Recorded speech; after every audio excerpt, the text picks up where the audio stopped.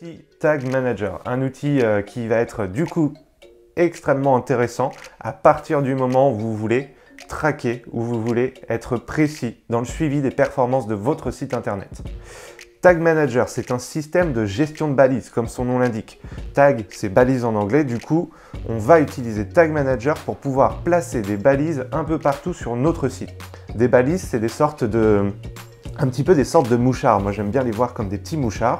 À partir du moment où la balise est déclenchée, Tag Manager renvoie l'information à Google Analytics. Comme ça, vous avez la possibilité de savoir ce que font avec précision les utilisateurs sur votre page. Du coup, lorsque vous allez vouloir utiliser Google Tag Manager, vous allez avoir votre site internet et votre site internet, en fait, vous allez installer Tag Manager dessus. Quand Tag Manager sera installé, il va installer ce qu'on appelle un data layer. Le data layer, vous pouvez le voir un petit peu comme une feuille de papier calque qu'il mettrait un petit peu sur votre site internet, et du coup, lorsque je vais appuyer sur un bouton ou que je vais effectuer une action, Google Tag Manager, grâce à son papier calque, arrive à mesurer l'information. Donc là, en fait, on va avoir une couche de données, l'information va remonter à Tag Manager, et ensuite Tag Manager, lui, va pouvoir créer ce qu'on appelle du coup, faire remonter ce qu'on appelle des variables. Les variables, c'est les fameuses données de votre site internet que vous voulez faire remonter.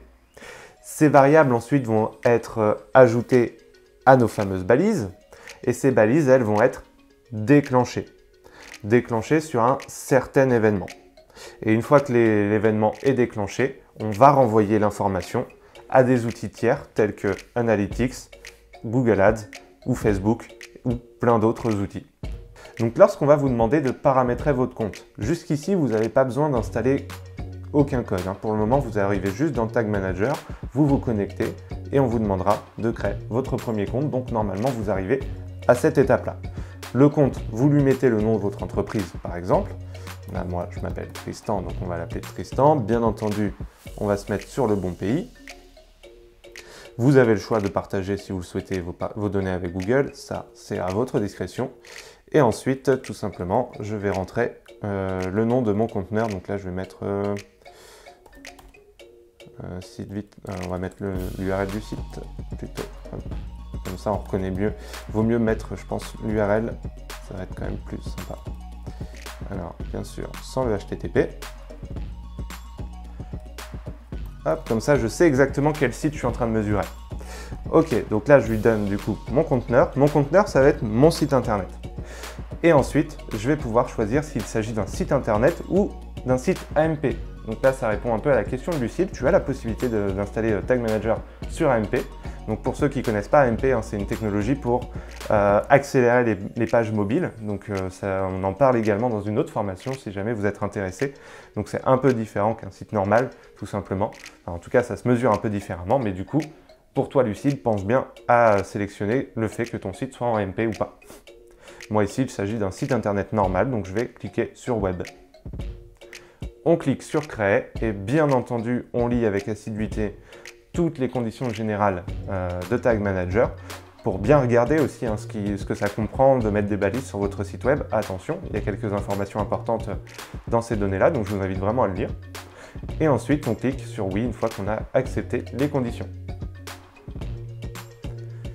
Et voilà, c'est ici que on va venir à la question de Guillaume. Guillaume, du coup, lorsque tu veux installer Google Tag Manager, donc là, vous avez vu le paramétrage, c'est relativement simple, pas grand chose à faire. Par contre, il va vous donner 2 bouts de code à aller copier sur votre site web. Ça, c'est tout à fait normal. Sans ces bouts de code-là, lui ne peut avoir aucune action sur votre site internet. Ok. Celui qui est absolument important, c'est le premier. Celui-là, c'est celui qui fait que Google Tag Manager marche ou pas. Donc il faut aller le copier dans la section Aide de votre site internet. Et encore une fois, tout dépend de la technologie que vous allez utiliser. Si jamais vous utilisez WordPress, WordPress, c'est une technologie qui est utilisée par 35% des sites dans le monde. Si vous utilisez une techno WordPress, vous avez aujourd'hui le plugin Google SiteKit. Donc, qui est un plugin qui a été lancé par Google et qui va vous aider dans la démarche d'implémenter votre Analytics, votre Tag Manager, vos Search Console. Il s'occupe d'installer tous ces outils-là pour vous. Donc en soi, vous n'avez même plus l'étape d'aller copier l'extrait de script en dur dans votre site internet dans la balise Aide.